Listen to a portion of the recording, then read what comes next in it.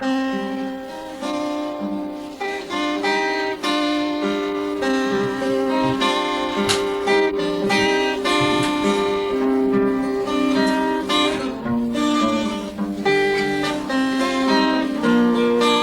here with Leslie Fish today, Michael Liebmann, and Joe Ficklin.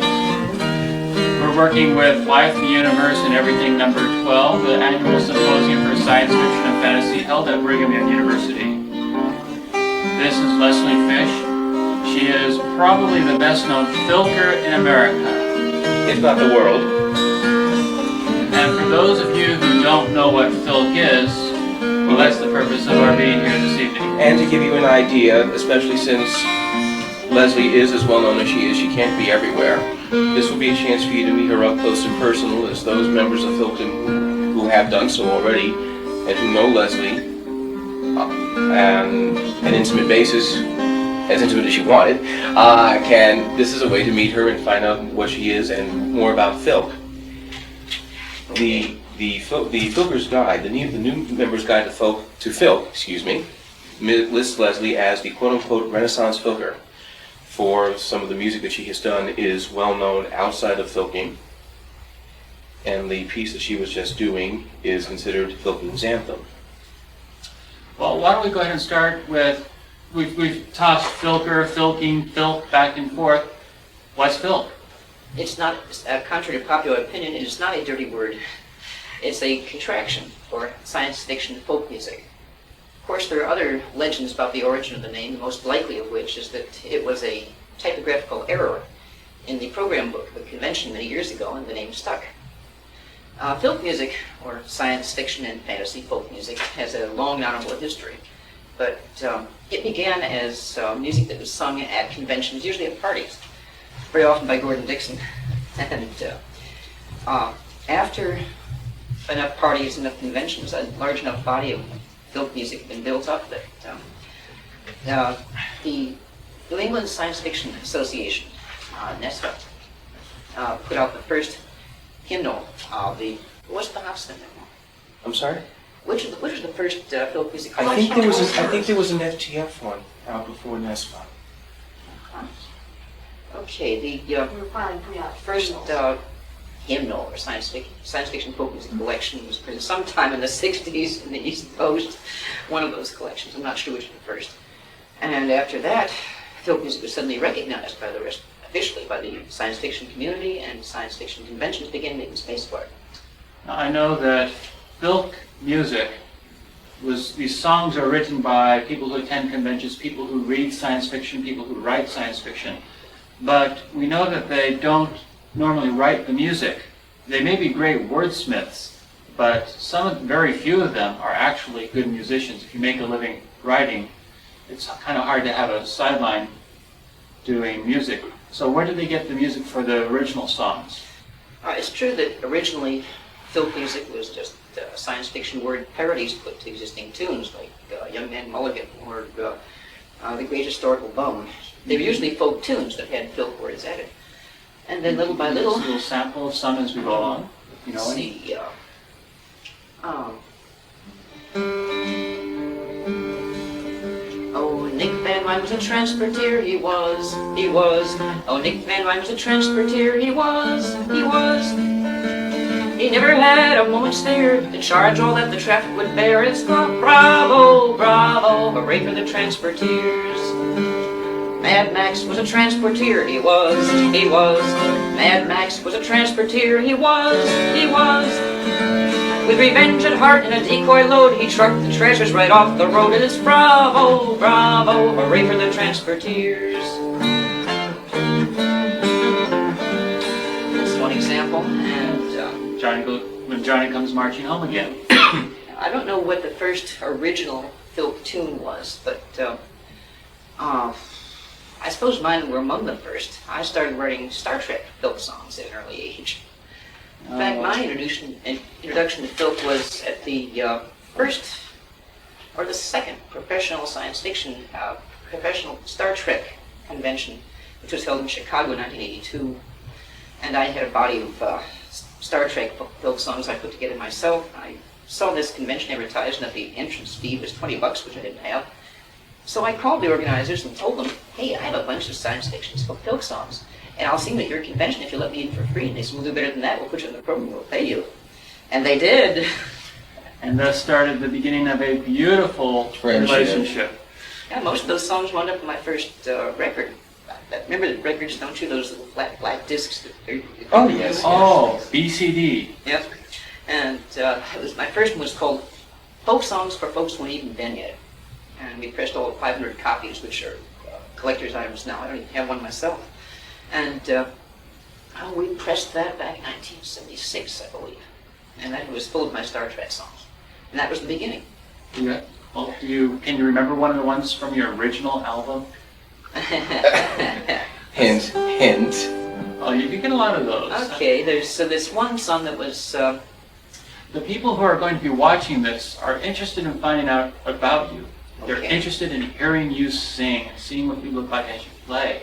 Okay. In that case, I'll give you some of the history of this song. I was at that time working for the Industrial Workers of the World, the Wobblies. I got involved in the radical labor movement during the 60s and 70s during the Vietnam War. And I especially liked the Wobblies because not only were they furthest out, the wildest and weirdest, they'd been around the longest, which meant they had something going for them.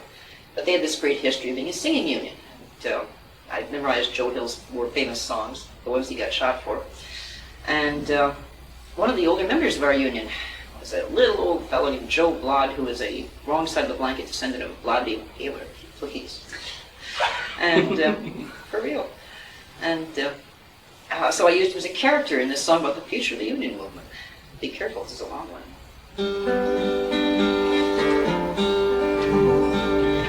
Listen and I'll tell you a tale that I've been told about a union organizer who knocked a starship cold.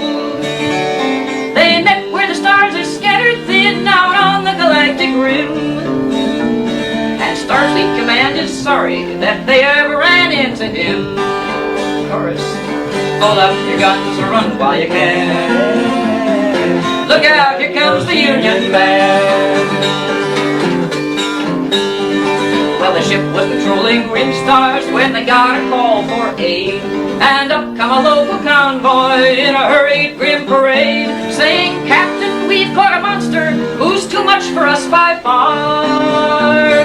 So take him, please, and throw him in the heart of the nearest star. Hold up your guns, run while you can. Look out, here comes the Union Band. Now, why do you need a whole convoy? The captain wished to know. Why 3 ships to guard the other, lest he grab it as we go? Now the captain was intrigued, and he said, stand by for a scan. But all that showed on the viewing screen was a little old Union man. Pull up your guns, run while you can. Look out, here comes the Union Man. The captain said, I can take him, and he beamed that man aboard. The convoy turned and raced away, crying, thank the Lord. There the captain looked him over, asking just what's going on. That they sent out half their trading fleet just to make sure you were gone. Pull up your guns, run while you can. Look out, here comes the Union Man.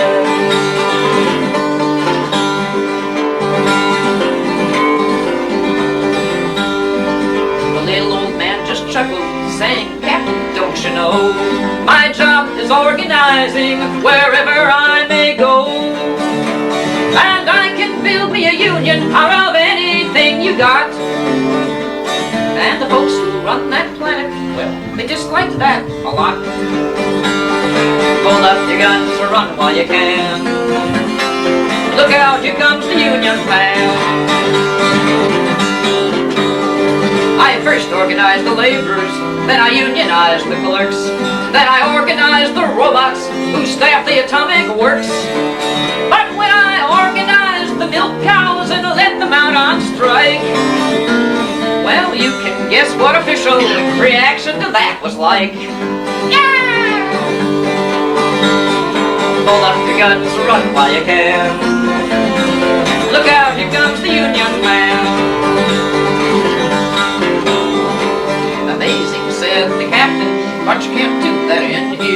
My crew are loyal Navy men, and we've no cause to fear. But he heard the old man sing as he walked out the door.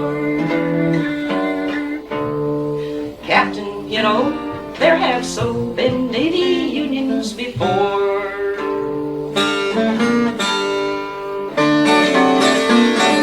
Hold up your guns, run while you can. Look out, here comes the Union man. Well, the captain soon forgot him, setting course for Starbase 5. For all he saw, the Union man might never have been alive. Until our trouble ends and asked him, he said, "True, sir, what they say, that we've got high hazard duty without high hazard pay."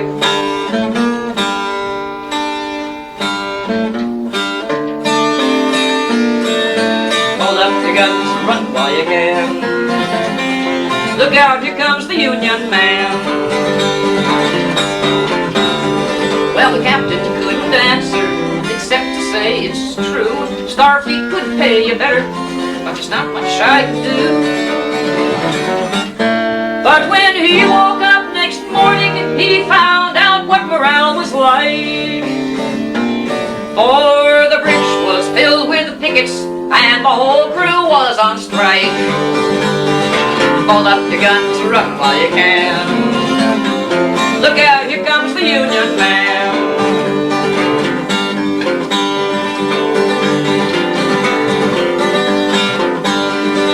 The Union man walked up and said, "I'm sorry to trouble you, but your ship is now a job shop of the IWW. Plug, plug. Now we like you too much to dump you at the first starbase we see. But we voted you to the galley, and this week's command to me."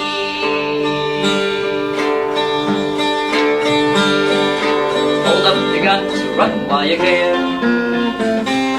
Look out, here comes the Union man.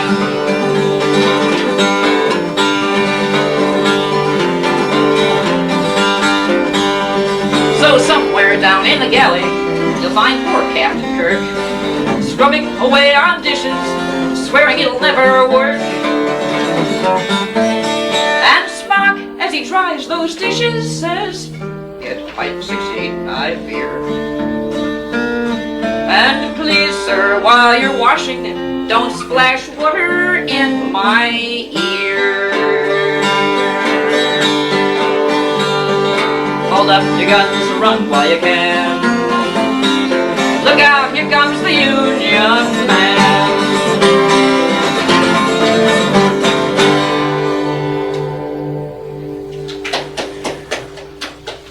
Nicely done. Thank you. Now, my first reaction, science fiction and fantasy fans aren't really known for their political activism. So how did they react to your appearance there at the con? They rolled on the floor roaring. It was, no, there actually is some considerable political activism in fandom. It's just not aimed at left or right, it's aimed up. Anybody who's into any kind of politics in the science fiction community is interested in the space program, or anything that furthers the space program. Government-sponsored, private-sponsored, who cares? We want to go up there. Any excuse will do.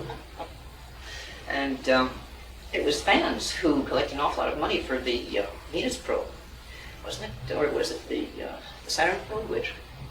Venus to keep Magellan running. Ah. It was also fans who, when the first shuttle was rolled out, it was supposed to be named Constitution. The fans were able to get it changed to Enterprise. Now we're kicking ourselves because it's not built to fly into space, but it's the first spaceship that has flown. True. And it's also the one that's probably going to last because it's safe in the Smithsonian. Yes, yes. And all the rest are crashing and wearing out.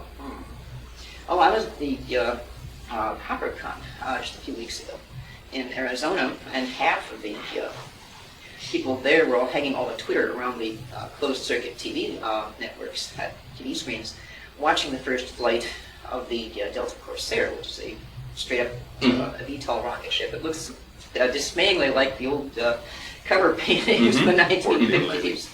The thing performs perfectly, and now I hear there are a lot of private bids going out to help fund the thing from private sources. As a matter of fact, I know somebody who worked on that particular project. He brought in some of the pictures, which I did not see. Right now, they're going to be building I think the next prototype will be 3 times the size of the one that was tested.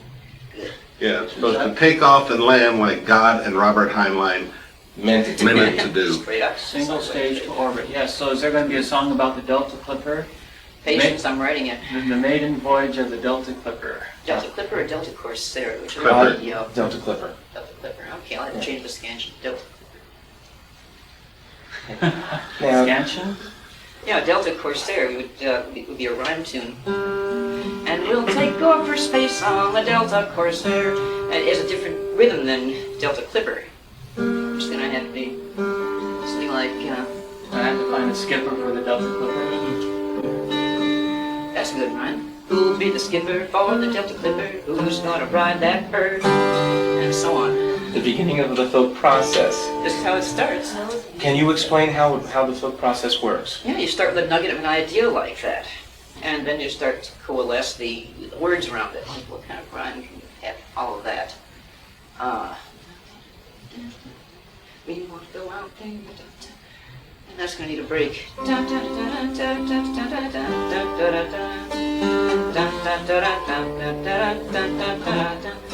you've got a pattern. Into the pattern you get a scansion. And that's got accompanying rhymes. Into that you can put the words that fit the rhyme the scansion. That still gives you a lot of leeway. Now you just have to ramify the ideas. Tell me everything you know about the Delta Clipper. Now, Who made it? Where it's launching from? How much it's going to cost? Where it's going? Who's the captain? What kind of politics are being fought over? Ooh, that's a juicy topic. Is it unionized? It will be, because you see, they're going to be building it or Yeah. flying it out of an old Air Force base, which is for sale right now, just west of Phoenix, which is where I happen to live. Williams? Yeah, Williams. And I now, mentioned that if I can't get on that bird the other way, I'll volunteer to go to welding school. now, when we talk about scansion, that means the ability to get the words to fit in with the music and make everything sound. And to make the syllables match the notes, match the beat for a line. Now, That's more important than rhyme. have you had any actual training in music that you were able to initially utilize to where you were playing guitar? Oh yes, I've been a musician since literally before I was born. My mother was a professional musician, so was her mother before her.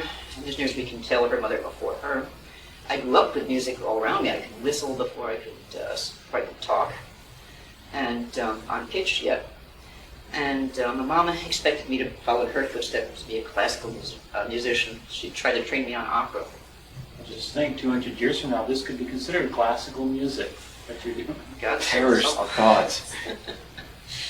Hope I don't get that formalized. I mean, I once went to an opera at the Metropolitan Center in New York.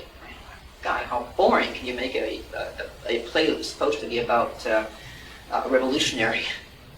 Really. And Notice God save me from ever being formal. as you play it, the dexterity in your fingers is just amazing to watch as you take this instrument and monster. Almost unconsciously, you shape the music as you play. Well, tell us about Monster first of all, and then I'd like to hear a little bit about Technique. technique. All right. Well, Monster, here's an interesting story in itself. I started out playing 6-string. I largely taught myself to play. Then I went to the folk music club at school. Remember that in the 60s and 70s there was an upsurge in interest in folk music. And at the folk club I picked up techniques from blues players and any passing musician I could catch, which included Pete Seeger and Lyman Jefferson and a few other people, Hamilton Camp. And one of the people who worked there was a guitar maker named Jeremy Cameron. Remember, this was during the anti-war years, and I was involved in the anti-war business. And he found himself on the verge of getting drafted. So in exchange for my helping him not get drafted, he made a guitar for me. The body was originally by the K6 string. I don't know where he got the neck from. The head he made himself. And he did the internal bracing, and he shaved the face plate on the inside in some fashion. I've never been able to figure it out. The result is it has a tone like nothing you've ever heard in a 12-string. I believe he made one other guitar in the same fashion, which is, I think, is now in the possession of Pete Seeger, but I could be wrong. But he sold me this for over $100, plus considerations of help done. And I've been playing Monster here ever since. Now Monster, because of the way it's made, has unusually low action. I use very light gauge strings. These are extra light gauge, compound, silk and steel, labella strings. And as a result, I can finger this guitar like a 6-string. It's much easier to play than the usual 12.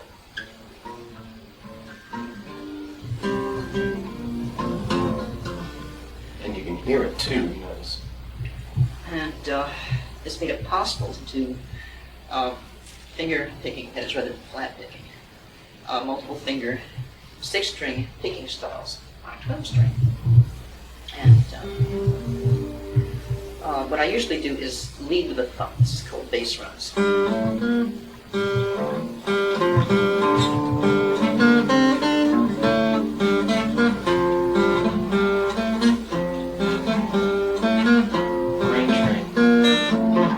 It's probably been so long since you've had to consciously think about doing the finger movements. Might throw you off a little bit if you have to watch and see what you're doing. So. Actually, I've done guitar technique workshops at a few conventions, and I've noticed that what I generally do is I break down my picking style can be broken down into a few modules, a few particular riffs that I use in combination. There's the bass run, which I just showed you. The bass run, you can add a single finger.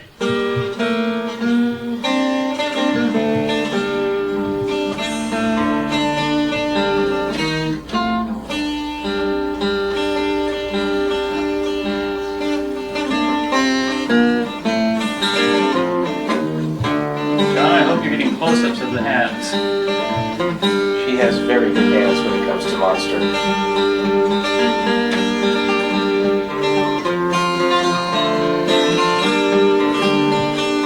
This is a complicated riff with just thumb and one finger. It's pinch, thumb, thumb, finger, thumb, pinch, thumb, finger, thumb.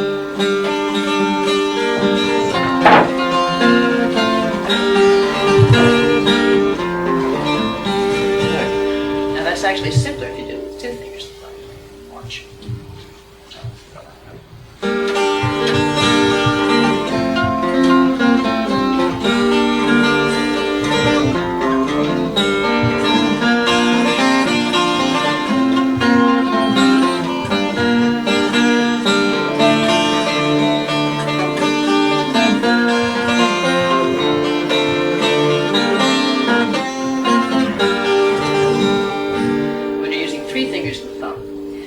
I usually do is simply pin this, the 5th finger, the bare one, use that as a pivot, and then ripple.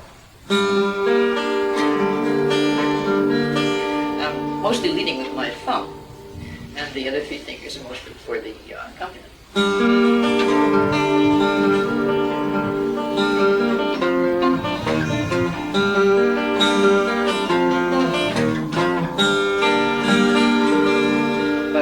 Want to get fancy, you can use the 2-finger picking style with the other 2 fingers, rippling, like this.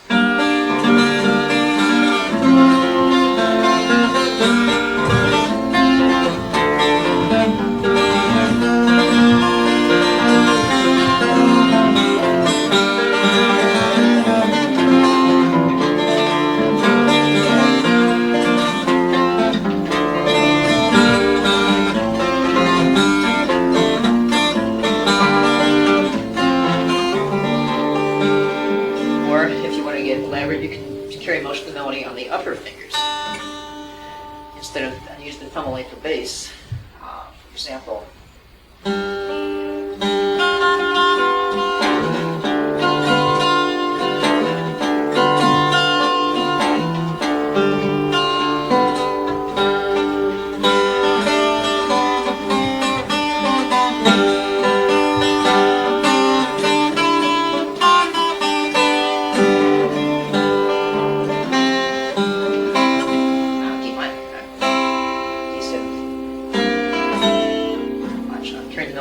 this finger.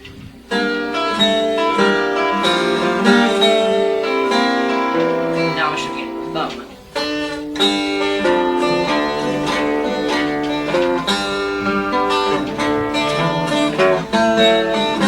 Now I switch it again.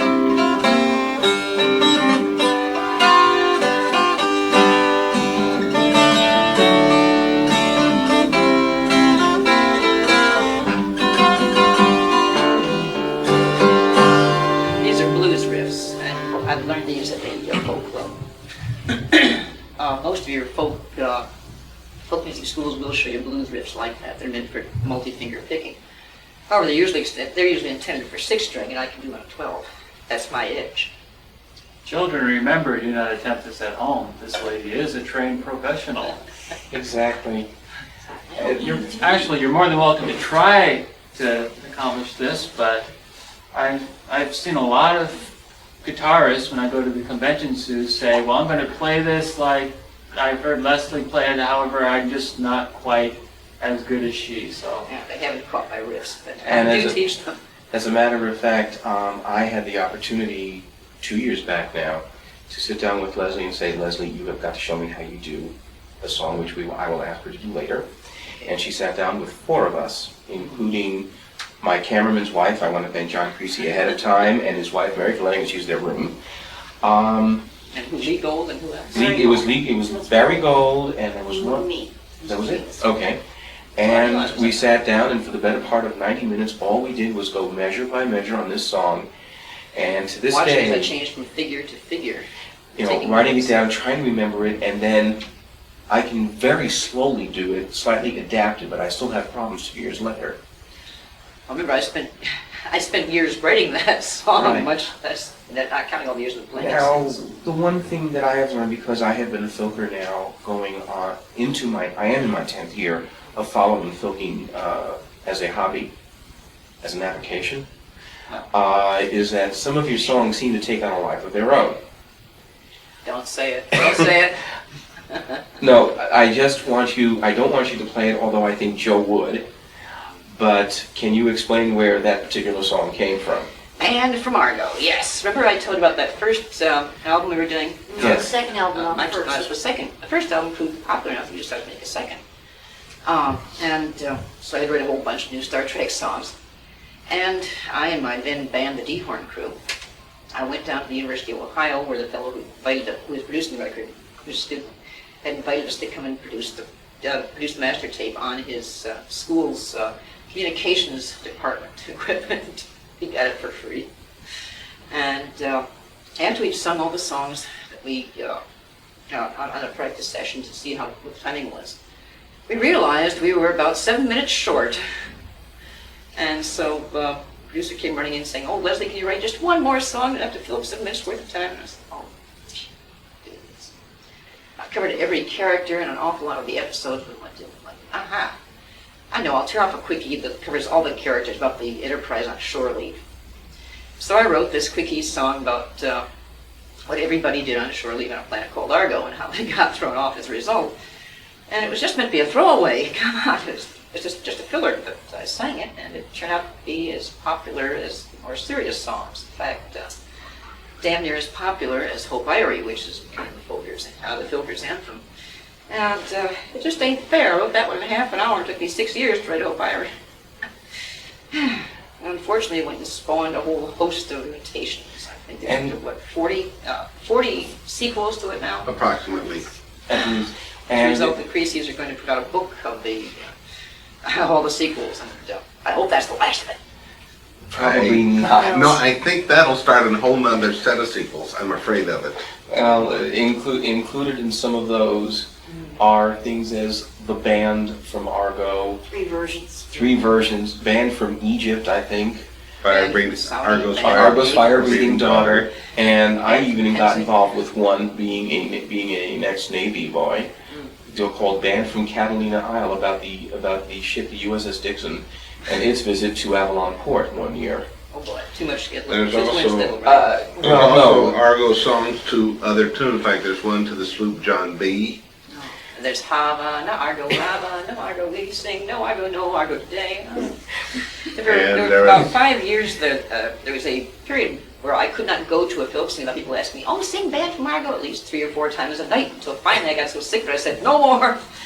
And in that time, and I've been following this now for nearly 10 years, I've only heard Leslie sing it maybe 3 times total, usually at brand new conventions where no one has ever been before. Where no fan has gone before. As in SilverCon. Or else she gets very well bribed to do it. Yes. And usually the bribe involves something, well, Leslie does enjoy a good drink. Scotch. Or Tully. Don't you? Well, I make an exception for Tullamore Dew. That's legendary. It's it's a Fanish. Can you explain cultural. that? Can you explain Tullamore Dew? Yes. Gordy Dixon's rather famous and popular series about the door side, the mercenary space. I don't know how many printings it's gone into, but it had this one interesting feature. Favorite drink of all the door side was a peculiar Irish whiskey known as Tullamore Dew.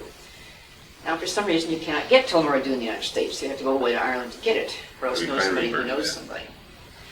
And so Tullamore Dew became the legendary drink of the science fiction community. It's not a bad Irish. It's a good Irish if you like Irish. I'm a Scotch drink. And tradition holds in certain songs when they talk about taking a drink, it usually means a drink of Tully or Tullamore Dew.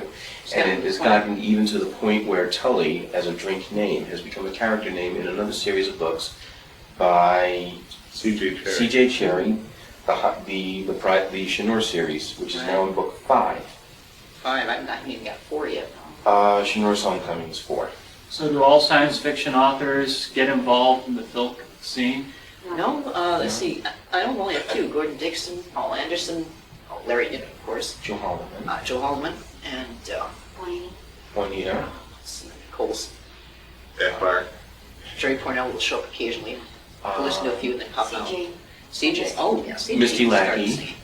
Well, there are a lot of new authors who are on the science fiction fantasy scene today who are active in the Filk community, I know. But for the old time, the classics, Asimov, Heinlein, Clark. And the only Filkers among them that I know of were Gordy Dixon and Paul Anderson. And I don't know if Bob Heinlein ever did. I know that he attended a few parties at which folk songs were sung, but I don't believe he ever tried singing. Heinlein was famous for many things, but his singing voice was not among them. Well, Larry Niven, for instance, says he'll sing along with the chorus, but we'll never get him to sing solo. And We have. Does he have a good voice? No. Adequate, maybe. But it's interesting to hear, I mean, Carolyn, C.J. Cherryh, listening to her sometimes, it's interesting to listen to her. Misty Lackey with the Great Oklahoma Weed Whacker Massacre. Yeah, I got that right. C.J. Cherryh got into filking through a Filk party that I was at the convention. It was a rather large convention. I don't know if it was a WesternCon or a Midwest regional. It was one of the big regionals. And I was handling the Filk sing in one of the rooms assigned by the convention. I was running a Arctic circle style, which is where everybody sits in a circle and your turn goes around the circle. And when it comes your turn, you can either pick one for somebody else to sing, or you can pass if you're nervous, or you can perform, which is where we get the phrase pick, pass, or play. And the turn came around. This nice little lady who was dressed in a straight suit, a great tweed suit, a corsage, who looked as if she had stumbled in from the wrong convention. She was carrying this contraption on her lap, which was, I later learned, an electric auto harp. Okay. Came her turn. I said, okay, ma'am, your turn. Do you want to pick, pass, or perform? Can you play that thing? And just smiled. And she began to sing this tiny, shy voice, this long, delicate ballad, which you could barely hear 5 feet away, and I was 10 feet away. And the rest of the conventioners got bored, went out to drink, or have a smoke, or discuss politics, or whatever. She kept on singing. And when she was finally done, I looked up nervously for approval. Remembering that one should always be nice to Neos. Remember, thou too wert a Neo once. I just said, oh, that's marvelous. I really admire your choice of song. Did you write that yourself? And she said, well, that's neat. You can write more. That's really good. And that's a marvelous instrument you have there. And there can't be anything else nice to say for say praise the choice of song and the instrument. I couldn't hear her. She was so shy. And then we were on the next person's turn, and the circle went around, and after a few more songs she left, which not surprised me because by then the circle was several dozen people long. I think there was nearly 100 people in that room, and it took 2 hours to go once around the circle. But next day I went down to see the dealer who was in the dealer's room selling the tapes of my music, and she was all dithering and saying, "My heavens, do you know who came up and just bought over $100 worth of our tapes and books?" "Who?" says I. "C.J. Cherryh, the Hugo winner." I said, "Really? I never met C.J. Cherryh. Who is this fellow?" "No, it's a woman. And she's running around in this little gray suit. She looks like a school teacher. You didn't know she was a fan of the little Hugo winner." And I was thinking, oh. And later, the lady decided to get into Filk's music herself and wrote several tapes worth of good songs, some of which showed up on various tapes that I performed. So, and then later I ran into her another convention. She thanked me for introducing her to Filk music, how much fun she's had with it since. And she asked if I wrote anything besides Filk songs. And I said, "Well, I have this manuscript I'm trying to peddle." And so I sent it to her. She later wrote back saying this, that, quote, "This is the best manuscript by an unpublished author that I've ever seen. How would you like to come write for me? I'm starting a new series called Merovingian Nights. It's based on my novel, Angel of the Sword." I said, "Okay." And that's how I got started in professional writing. So remember, always be nice to neos. You never know who you'll meet. Now, You never know who's going to offer you a job someday. now, just to give an idea, if I may, Joe, could I get you to tell the story of CJ, who I know is Carolyn, because I never knew her as CJ, of the night that she showed up and poured you with whatever to get you to teach her some of her routines, Carolyn Snide? There's a song about that. Okay, there's this is a fine example of Filk music incest or inbreeding. The Filk process. Yeah, originally we got this poem called Carolyn, or Carolyn's Ride by Misty Lackey. She wrote the poem long before she ever... Misty? Mercedes Lackey.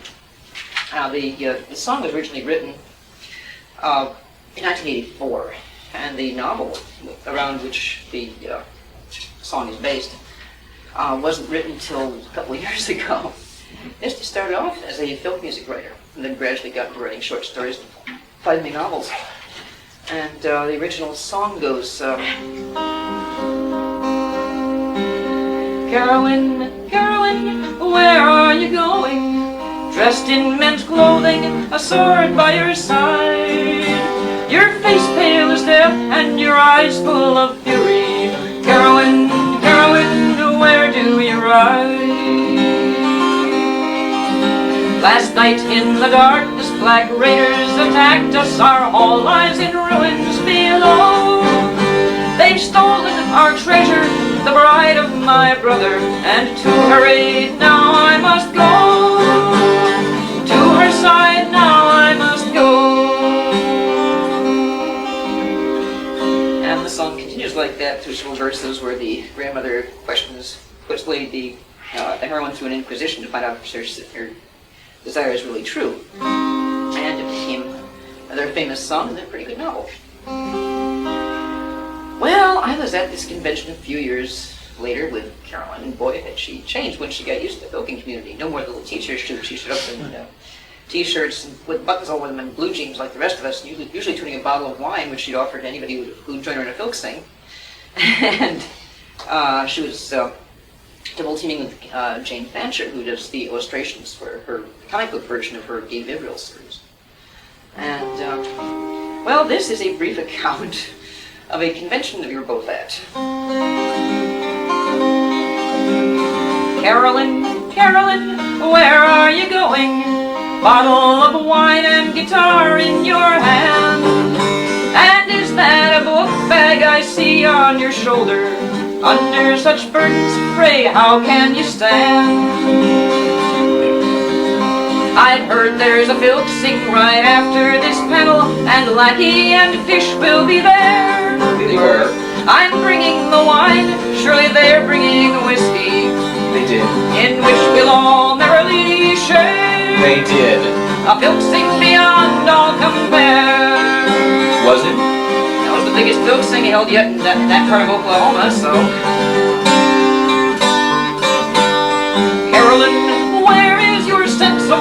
proper. A common fan filk sings no place for a pro. The Sipwa Suite's hosting a pros-only party. Carolyn, surely it's there you should go. A plague on their gossip and well-watered cocktails. A filk singing is more fun by far. It is. If Fish gets persuaded to sing Good Ship Venus, She did. I'll pick up her tab at the bar. She did. And get tips on playing guitar. She did. Gopher, I foresee only one problem. I've no recorder to tape what we sing. Too many songs will be lost or forgot, and you know how I hate to misplace anything. Carolyn, crow writer, into your keeping, I'll lend this recorder and mic. He did. Here's enough tapes for a good 20 hours, so go and record all you like. Now off to the Filk you can hike. Gopher, why change your con? Why help me leave after bidding me stay? And whence came this Walkman with tapes for all evening? If you want Filk songs, why not come away? Carolyn, not for a lonely Gopher, his choice of assignments to be. It was true. I'm stuck with this party since I'm the bartender. Weren't you? He was. But go and record songs for me. She did. And I'll give you tape copies for free. He did. Carolyn knows where she's going with guitar, recorder, and all of that ilk. You can see it coming. Yes. The Sipwa Suite party may booze until morning, but Carolyn's off to the Filk.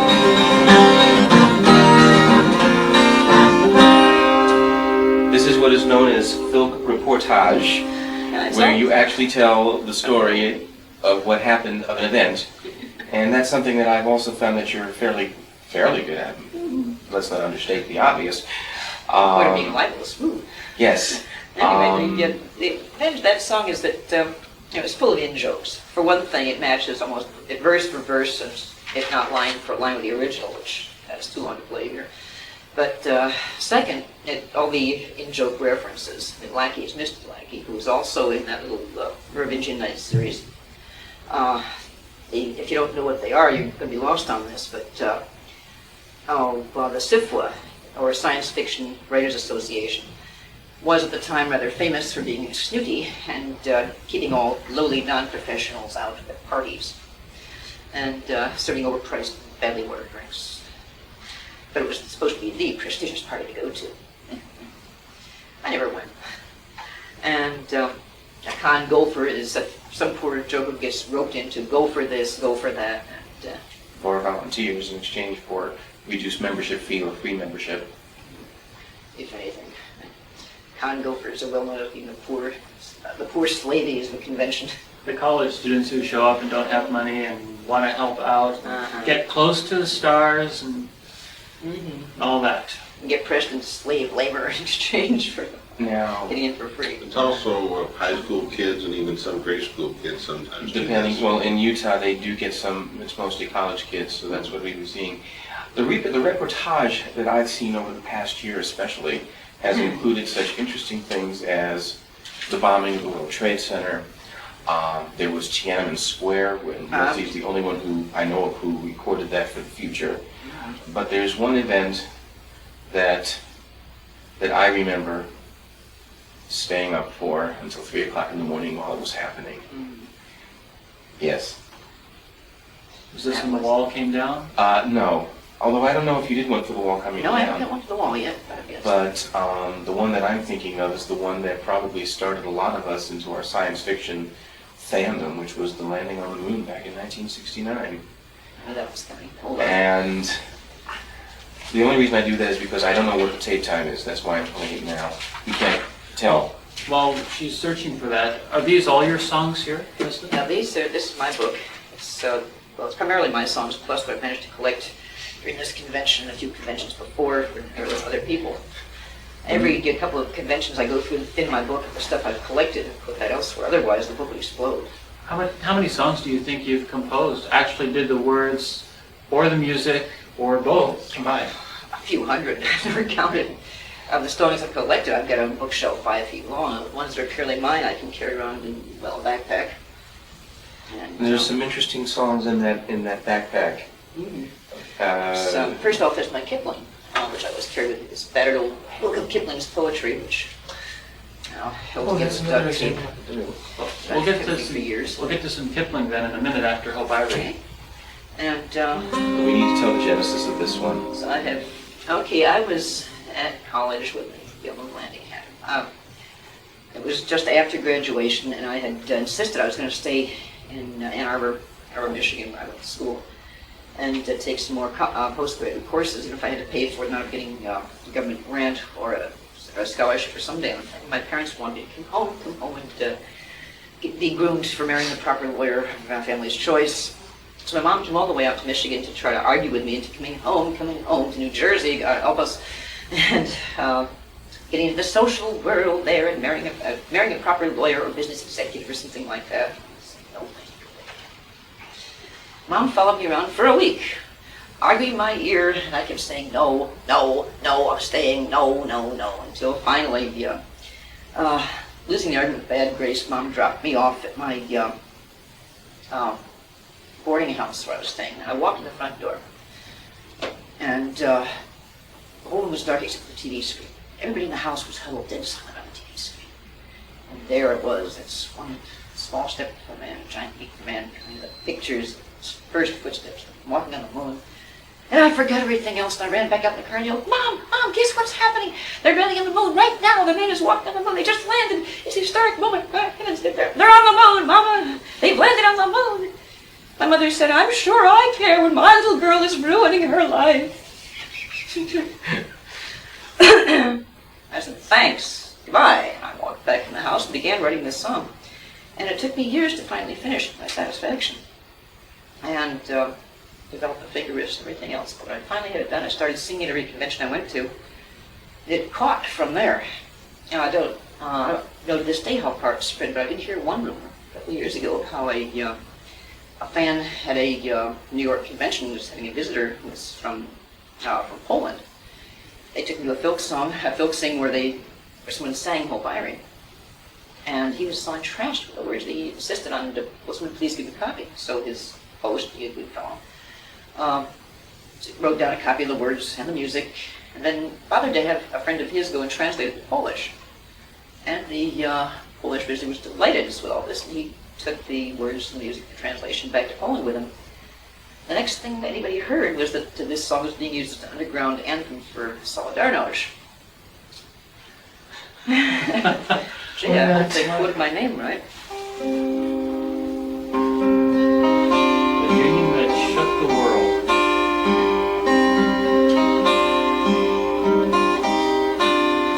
Worlds grow old and suns grow cold, and death we never can doubt.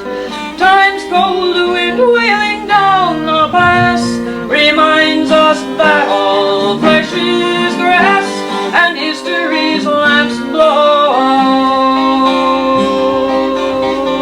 But the eagle has landed.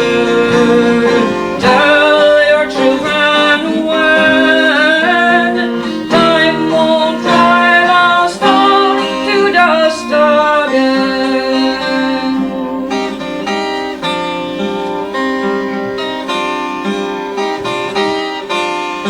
Cycles turn while the far stars burn, and people and planets age. The light's crown passes to younger lands. Time brushes dust, a hope from his hands, and turns another page. But the eagle has landed. Tell your children when time won't drive us down to dust.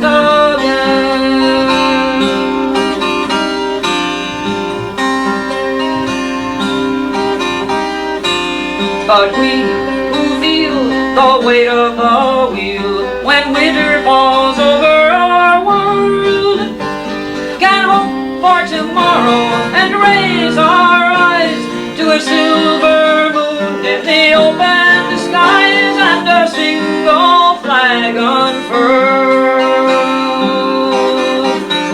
For the eagle has landed. Tell your children when time won't drive us down to dust again.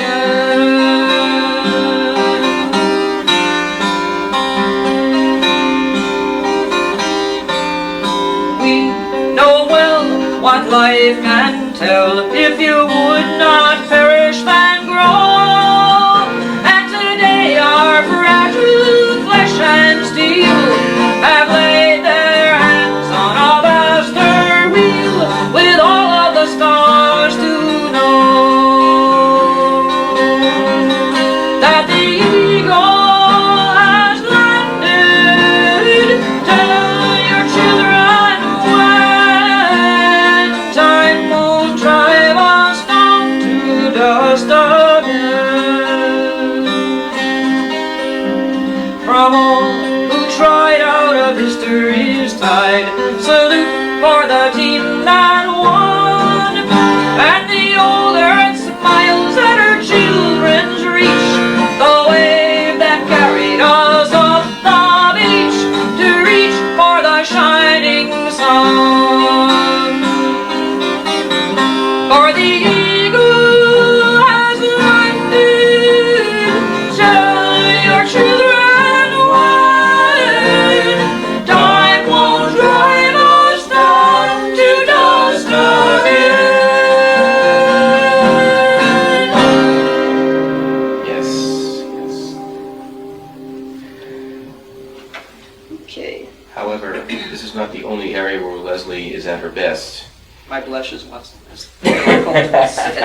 The other thing that I personally know, having listened to her now for nearly 10 years, is the fact that she can take Rudyard Kipling and put him to music. Now, my first question is, how did you get the National Trust to okay this? Well, it didn't hurt that I started Kipling. Kibbled fish. I started filking Kipling after the copyrights to most of his stuff had run out. And I suppose they were afraid that he'd become forgotten after all these years. And they're quite happy to find that somebody somewhere in the world was interested enough in Kipling to put him to music. When did you start filking Kipling? Oh, when I was 16. And I discovered this particular book in the library, fell in love, and began putting tunes to the poems I found therein. And it just so happened an awful lot of them I found later fit an awful lot of science fiction themes. And So is this book from the school library? yep, they had so few calls on it, eventually they're going to throw it out. You know, they periodically would clear out the library and they'd throw away or sell the books, and I didn't put that. Yes. Hold on a second. Who's that? No, I don't know who you're talking about, but yes, we're with ConChord, but that bunch is not Carhartt. Yeah. No, It's okay, it's okay. aesthetically. This is one of those moments that really It should be highlights what an impromptu setting Filk is. It's not that organized, it's not that directed and produced and key grips and everything else. It's just a homegrown industry. And as long as we're talking about filking and since we are doing this in Utah, I would, shameless plug, remind you all that I am there as the filking guest of honor for Life, the Universe, and Everything 12. I do not bite. You are more than welcome to come up and ask me questions or corner me and say, is there a song for this or a song for that or something like that? I'll tell you yes, no, I don't know. And we will have information if anything that you heard tonight you would like to have for your own. I can tell you how you can do that too. So that is a shameless plug. Okay. Shameless plug agreed too. There have been There's like a sometimes, cigarettes I'd like for him. There have been sometimes folk songs, folk sings rather. We My have curtain in my people, ConChord. newcomers, well, what are you doing? What is this? And they don't know what to sing, and they say, well, so we play a song, game called Stump the Filker. You name a subject, we'll find a song about it. And as a matter of fact, there may be, if not already has been at this symposium, a session of Stump the Filkers. Somebody tried that on me once. Gee, have you got any Kipling political science fiction stuff? And I said yes. I know of one. I know of one that I personally like that Joe has fickled, which is now becoming a Filk verb thanks to me, where he's taken one of your ones from one of your kibbled fish and has fickled it. Well, let's explain about what is kibbled fish, Mike. Actually, what is kipple? Kipple is the verb that was created by the filking community to. And you started the joke. Do you like Kipling? I don't know. I've never kibbled. Took off from there. And it is stuck to where when you kipple, you put something, you either perform something Kipling, or you write it or something like that. And So you take a poem from Rudyard Kipling and you set it to music, and that's you That just is kibble. kippled. That is Kipling. Or you perform. Or else you perform one that's already been done. Normally it's called Kipling, Kipple and Fish, we want some more Kipple and Fish. From the obvious Yes. Yes. Kibbles and commercial. bits. Right. But that eventually got shortened to just kibbled fish. Yep. Yes. And how many Kipling herring. poems? How many poems of Kipling's are now Fish's songs? Tell you what. Just be careful of the goblets. Open the Kipling book, any page, and the chances are 1 in 4 that I have a tune for it. Well, I know what I pull out right away myself. The Ballad of the King's Mercy. No, I had a tune for that, but it was never recorded. I didn't write it down. It's not terribly good. So I just turn to any other section. Yep. Make anything.